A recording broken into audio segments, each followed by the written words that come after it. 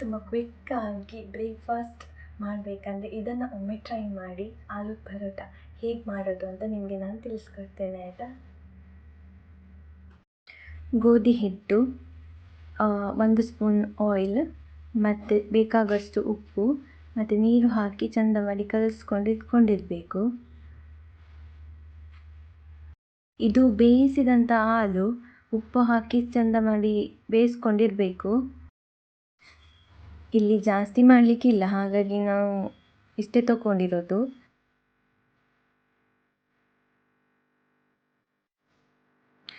ಇದಕ್ಕೆ ಸಿಪ್ಪೆ ತೆಗೆದು ಸ್ಮ್ಯಾಶ್ ಮಾಡಿ ಇಟ್ಕೊಂಡಿರಬೇಕು. ಹೀಗೆ ಅದಕ್ಕೆ ಖಾರದ ಪುಡಿ ಮತ್ತು ಸ್ವಲ್ಪ ಅರಿಶಿನ ಹಾಕಿ ಅದನ್ನು ಚೆಂದ ಮಾಡಿ ಮಿಕ್ಸ್ ಮಾಡಿ ಇಟ್ಟುದು.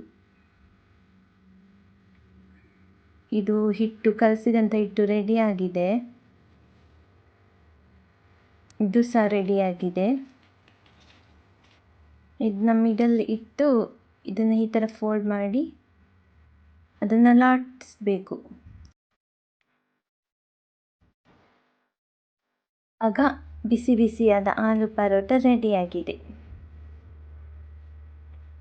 Hi guys, welcome to my YouTube channel. ಏದಾಂಡ ಎನ್ನ ವೀಡಿಯೋ ಇಂಚನೆ ಟೂ ಒಂದಿತ್ತಂಡ ಪ್ಲೀಸ್ ಸಬ್ಸ್ಕ್ರೈಬ್ ಮಲ್ಸ್ಲೆ.